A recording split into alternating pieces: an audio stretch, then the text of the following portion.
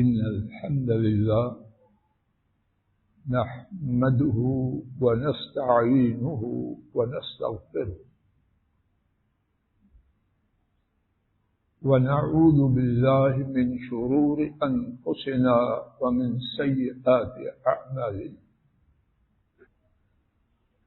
إن الذين قالوا ربنا الله ثم استقاموا تتنزل عليهم الملائكة ألا تخافوا ولا تحزنوا وأبشروا بالجنة التي كنتم توعدون نحن أولياؤكم في الحياة الدنيا وفي الآخرة ولكم فيها ما تشتهي أنفسكم ولكم فيها ما تدعون نزلا من غفور رحیم۔ اللہ مالک کی توفیق سے گزشتہ 2 خطبات جمعہ سے اس بارے میں عاجزانہ گفتگو کی کوشش کی جا رہی ہے کہ اللہ رب العالمین کی غلامی اور اس غلامی پر موت کے فرشتے کے آنے تک جمے رہنا یہ انسان کی سعادت اور خوشبختی ہے۔ آدمی چاہے کتنا نیک بن جائے، اگر موت کے وقت تک غلامی باقی نہیں تو پھر ناکامی، نامرادی، دنیا و آخرت کی بربادی ہے۔ اور اگر غلامی جاری و ساری رہے یہاں تک کہ اس کے جسم سے اس کی روح پرواز کر جائے تو یہ ہے کامیابی، اور اللہ یہی کامیابی کہنے والے ناکارے سننے والے حضرات و خواتین، ہمارے کنبوں بہن بھائیوں، ان کے کنبوں اور پوری امت کو نصیب فرمائے۔ گزشتہ خطبہ جمعہ میں بات یہاں تک پہنچی تھی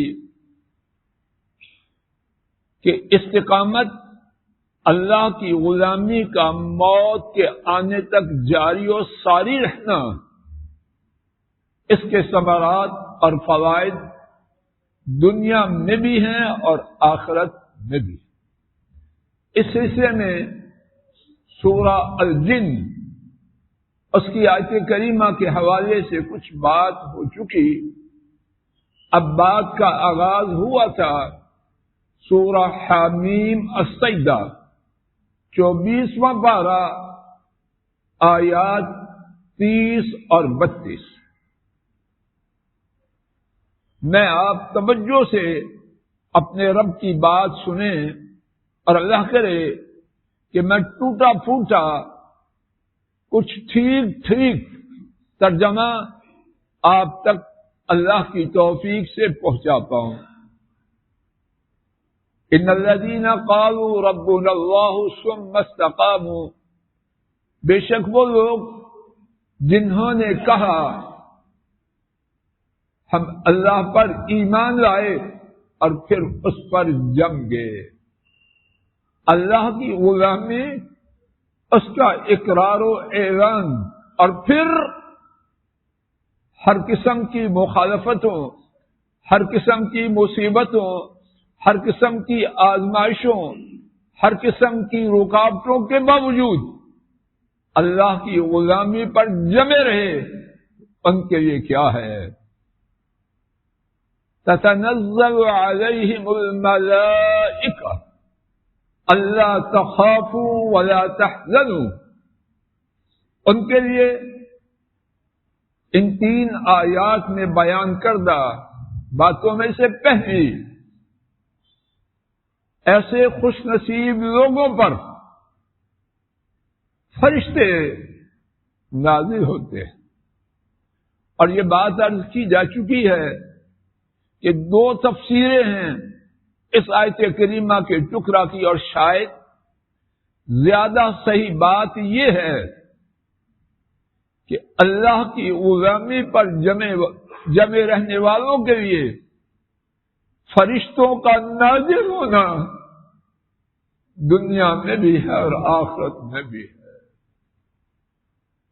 اولاد کے ستائے ہوئے، برادری کے تنگ کیے ہوئے، اپنوں کی دشمنیوں کا سامنا کرتے ہوئے، بڑوں کی چھوٹوں کی عجیب عجیب اذیت ناک حرکتیں دیکھتے ہوئے، کیا اللہ اپنے غلاموں کو بے یار و مددگار چھوڑتے ہیں؟ حاشا وکلا۔ اگر اللہ ایسا چھوڑے تو اللہ ہی نہیں۔ اللہ جیسا کوئی باوفا ہے؟ کیا میں آپ یہ پسند کرتے ہیں کہ جو میرے ساتھ اور آپ کے ساتھ وفادار ہو؟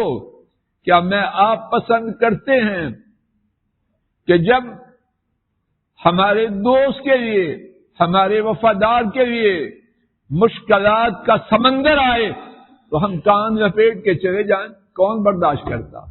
انسان کا بچہ، مسلمان ہونا تو بڑی بات، انسان کا بچہ یہ گوارا نہیں کرتا، تو میرا آپ کا اپنے رب کے بارے میں کیا گمان؟ اللہ اچھی طرح یہ بات فضل الہی اور آپ سب لے جائیں، اور شاید نہیں، یقیناً اللہ کے فضل و کرم سے امید ہے اگر آج کے خطبہ جمعہ جو معمولی سا حقیر سا ہے، اس کی صرف یہی بات، یہی سبق میں آپ لیں گے، پھر انشاءاللہ موت تک کوئی چیز اللہ کی غلامی سے ہٹانے والی نہ ہوگی۔ میں آپ اللہ سے التجا کرتے ہو، خوب توجہ کریں۔ تتنزل علیہم الملائکہ، اے فضل الہی، اے عبداللہ، عبد الرحمن، ساجدہ فاطمہ، 1 10 20 پورا کنبہ، پوری برادری، پورا شہر تیری مخالفت پہ ڈٹ جائے۔ تیرے ساتھ کون ہے؟ اور اللہ کے ساتھ ہونے کے مظاہر، اس کی صورتیں اللہ نے بہت رکھی ہیں۔ ایک صورت وہ ہے جو اب ہم پڑھ رہے ہیں، تتنزل علیہم الملائکہ، سارے مل جائیں، ایک فرشتہ حکم الہی سے ان سارے شیطان کے چیلوں اور چیلیوں، ان کے مٹانے کے لیے کافی ہے یا نہ کافی؟ سارے مل جائیں،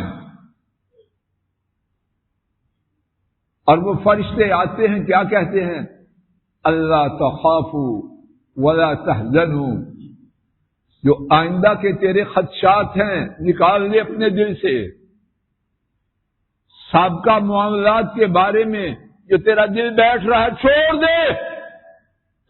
اللہ تخافوا ولا تحزنوا، اللہ کی بات سمندروں کو کوزے میں بند کر دیا، ساری پریشانیاں ان کو تقسیم کیجئے۔ ان دو کے علاوہ کوئی اور بھی ہے؟ مانڈر صاحب ہے کوئی اور؟ یا ماضی میں یا آئندہ؟ اور یہی ہماری جان کھا رہے ہیں۔ نیند کروٹیں بدل بدل کے تھک جاتے ہیں، یا سابقہ پہ غم ہے یا آئندہ کی تشویش ہے، اور کیا؟ رب کا بھیجا ہوا، رب کے بھیجا ہوا فرشتہ نہیں، رب کے بھیجے ہوئے فرشتے کیا کہہ رہے ہیں؟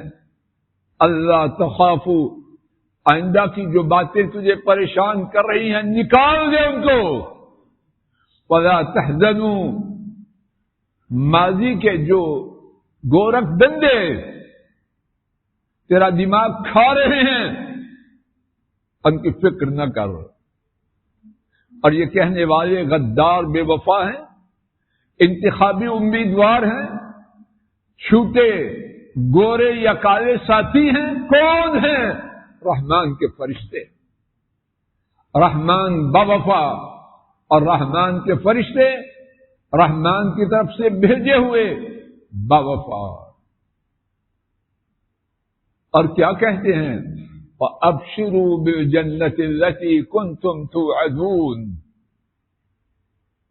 وہ جنت جس کا تم سے وعدہ کیا گیا، اس کی بشارت سنو۔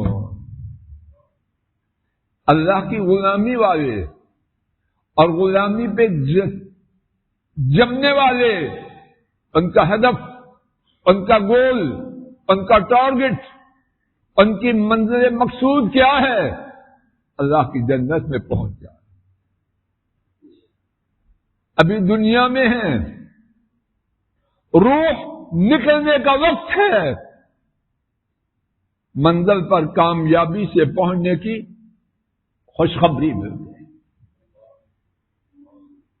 جانا بعد میں ہے، مرنے کے بعد جنت ہے یہ پہلے، اور بشارت کب ہے؟ جان نکلنے کے وقت اس جنت کی بشارت، اور اس کے بعد وَأَبْشِرُوا بِالْجَنَّةِ الَّتِي كُنْتُمْ تُوعَدُونَ، اور اس جنت کی بشارت سنو جس کا تم سے ذکر کیا گیا، جس کا تم سے وعدہ کیا گیا۔ اور اس کے بعد نحن اولیاؤکم فی الحیات الدنیا وفی الآخرہ، ہم ہی تمہارے دوست تھے دنیا کی زندگی میں۔ حضرات و خواتین، جس کے دوست اللہ کے بھیجے ہوئے فرشتے ہوں، پھر اسے غم کرنے کی ضرورت ہے؟ پریشان ہونے کی کوئی حاجت ہے؟ ہاں، اپنی حماقت سے میں آپ ہوتے رہے۔ اللہ نے اپنے غلاموں کے لیے پریشان ہونے کا کوئی سبب چھوڑا نہیں۔ ہم ہی تھے تیرے یار و مددگار دنیا کی زندگی میں، وفی الآخرہ، اور آخرت میں بھی۔ اور آخرت میں تیرے لیے کیا ہے؟ وَلَكُمْ فِيهَا مَا تَشْتَهِي أَنفُسُكُمْ وَلَكُمْ فِيهَا مَا تَدَّعُونَ، میں آپ جو لینا چاہتے ہیں، میرے ساتھ توجہ فرمائیے اور جواب اگر کوئی دے سکے تو دے۔ میں آپ جو چاہتے ہیں، لینا چاہتے ہیں، اس کی اللہ پاک نے دو صورتیں بیان کی، اور اپنے لیے غلامی پر جمنے والوں کے لیے ان دونوں صورتوں کا نتیجہ عطا فرمانے کا وعدہ کیا۔ آپ نے مجھے بتلانا ہے کہ کوئی اور صورت ہے تو بتلائیے۔ فرمایا تمہارے لیے، اور تمہارے لیے ہی اس جنت میں آخرت میں کیا ہے؟ جو تم چاہو اور جو تم طلب کرو۔ میری آپ کی جو خواہشات ہیں، ڈیزائرز ہیں، ان کے لیے کوئی اور تیسری صورت ہے؟ کس طرح آدھی سطر سے کم میں سارے دریاؤں کو بند کر دیا، اور پھر آخر میں بات کا عروج، نزلا من غفور الرحیم، اللہ کے غلاموں کے لیے جو بیان کیا گیا اس پر تعجب نہ کرو۔ یہ اللہ کی غلامی پر جمنے والے، ان کا میزبان کون ہے؟ کون ہے میزبان؟ اللہ۔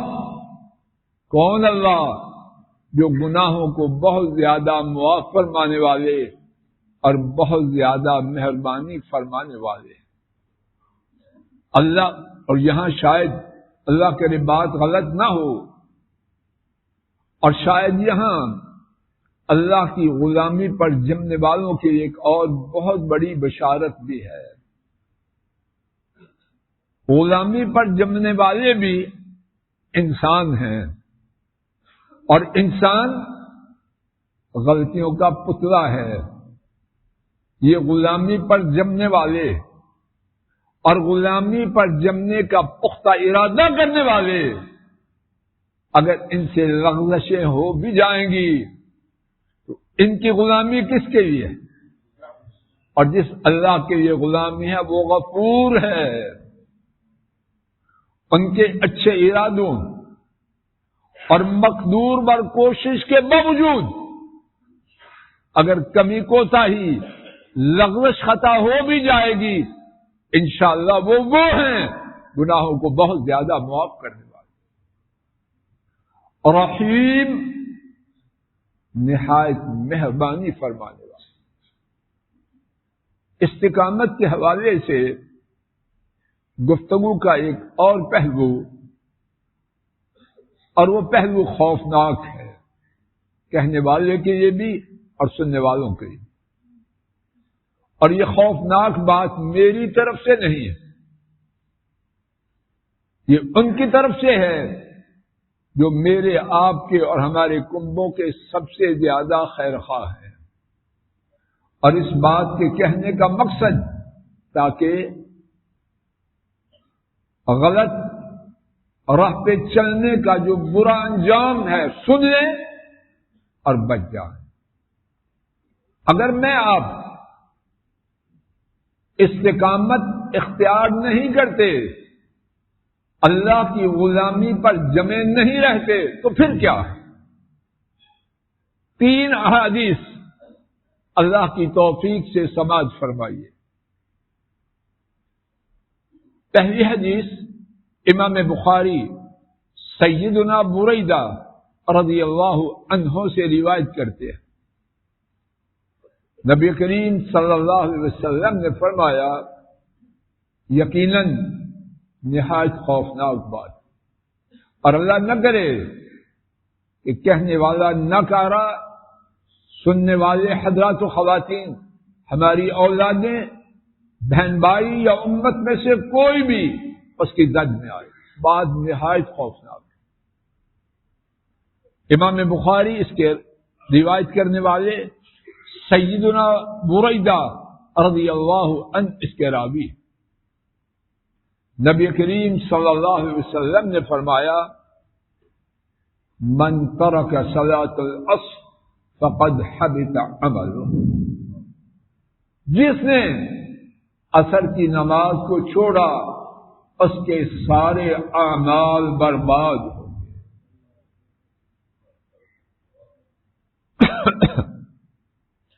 حج کیے، عمرے کیے، اور رمضان میں بھی عمرے کے لیے گیا، اعتکاف بھی کیا، صدقہ و خیرات بھی کیا، عید کے دن عید ملن پارٹی میں، تفریحی پروگرام میں، مہمانوں کے استقبال میں، خواتین مہمانوں کی ضیافت کی تیاری میں عصر کی نماز کو برباد کیا تو کیا ہوا؟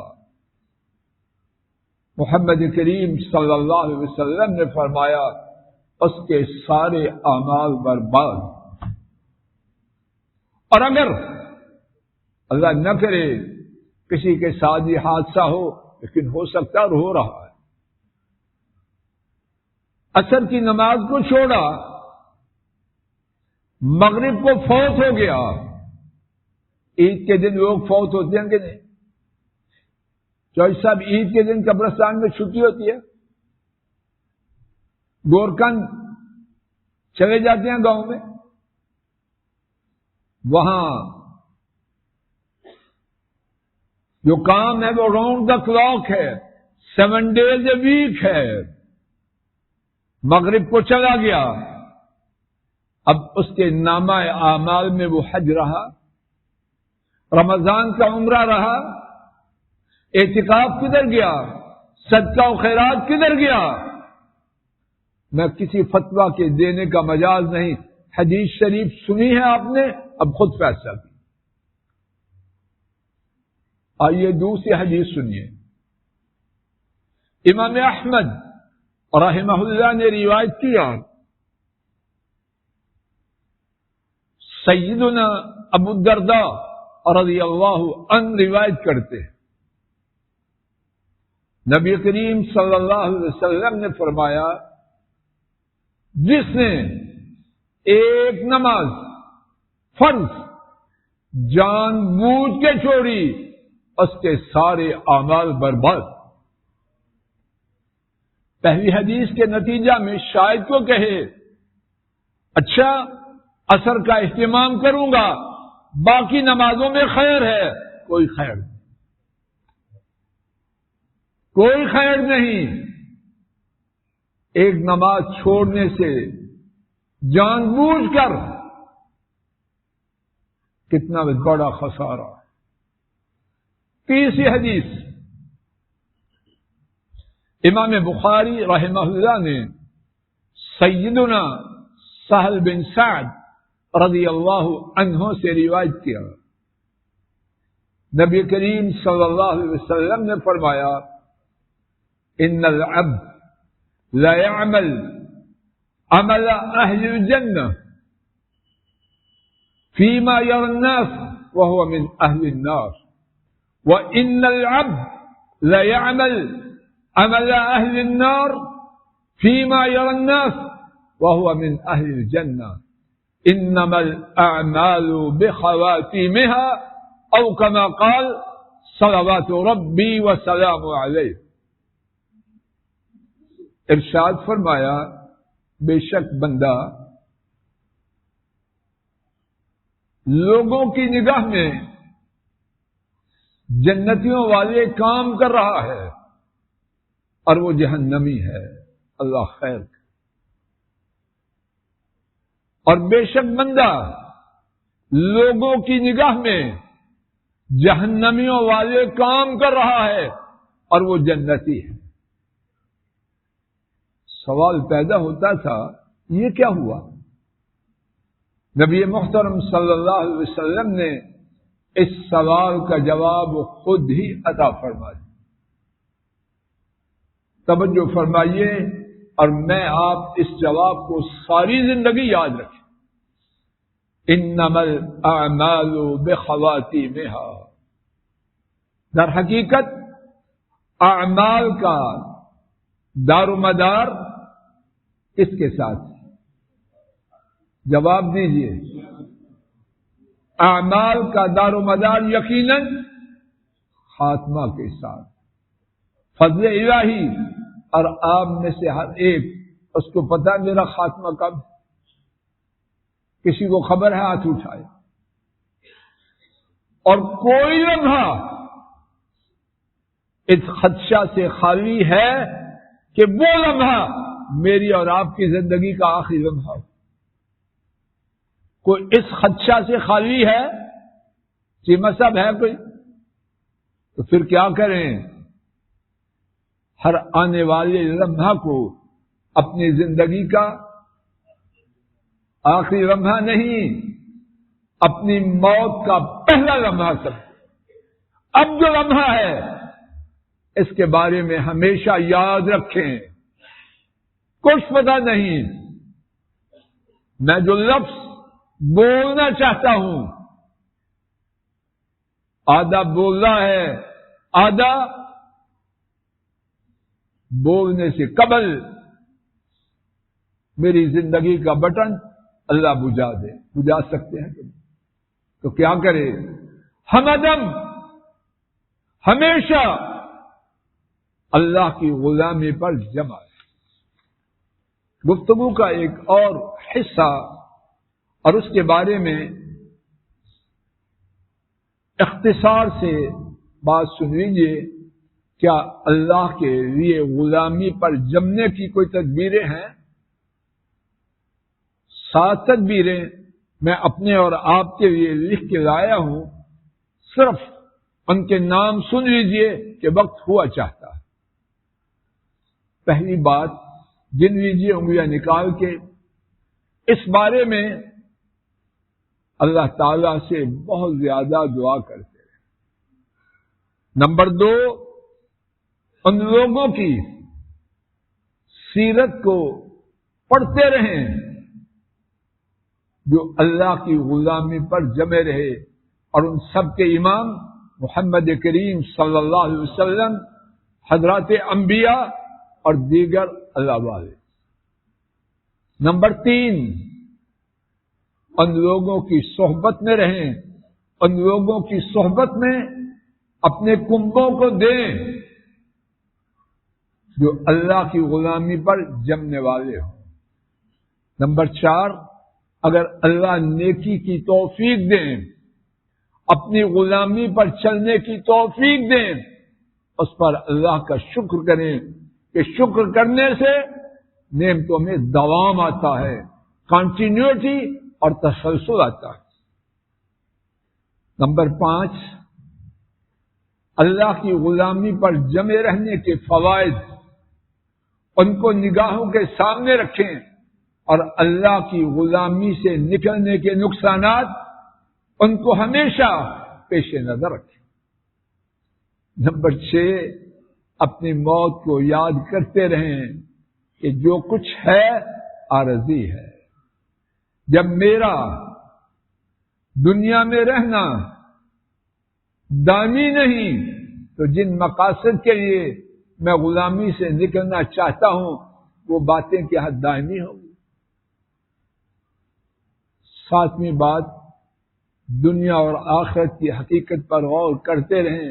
دنیا کی ہر نعمت آخرت کی ہر نعمت کے مقابلے میں کیا حیثیت رکھتی ہے۔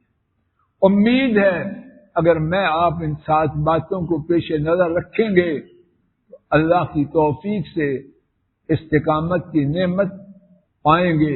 اللہ کرے کہ میں آپ اللہ کی غلامی میں آئیں، اس پر جمے رہیں، اور اسی حالت میں اللہ کی ملاقات کے لیے روانہ ہوں۔ وآخر دعوانا ان الحمد للہ رب العالمین۔ الحمد للہ نحمده ونستعینه ونستغفره ونعوذ باللہ من شرور انفسنا ومن سیئات اعمالنا، من يهده الله فلا مضل له ومن يضلل فلا هادي له، وأشهد أن لا إله إلا الله وحده لا شريك له، وأشهد أن محمدا عبده ورسوله صلوات ربی وسلام علیہ۔ آج کے خطبہ جمعہ میں اللہ مالک کی توفیق سے اللہ کی غلامی پر جمے رہنے کے کچھ فوائد اور اللہ کی غلامی سے ہٹنے کے کچھ نقصانات عرض کیے گئے، اور اس کے بعد اللہ کی غلامی پر جمے رہنے کے لیے جو چیزیں معاون اور مددگار ہیں ان میں سے 7 باتیں اختصار سے عرض کی گئیں۔ اللہ کریم اپنے فضل و کرم سے مجھے، آپ کو، ہمارے کنبوں کو، بہن بھائیوں کو، ان کے کنبوں کو اور پوری امت کو استقامت کی نعمت سے مالا مال فرمائے۔ اللہم صلی علی محمد وعلی آل محمد کما صلیت علی ابراہیم وعلی آل ابراہیم انک حمید مجید۔ اللہم بارک علی محمد وعلی آل محمد كما باركت على إبراهيم وعلى آل إبراهيم إنك حميد مجيد۔ ربنا آتنا في الدنيا حسنة وفي الآخرة حسنة وقنا عذاب النار، رب ارحمهما كما ربياني صغيرا، ربنا هب لنا من أزواجنا وذرياتنا قرة أعين واجعلنا للمتقين إماما۔ اللهم انصر الإسلام والمسلمين، اللهم دمر أعداء الدين، وآخر دعوانا أن الحمد لله رب العالمين۔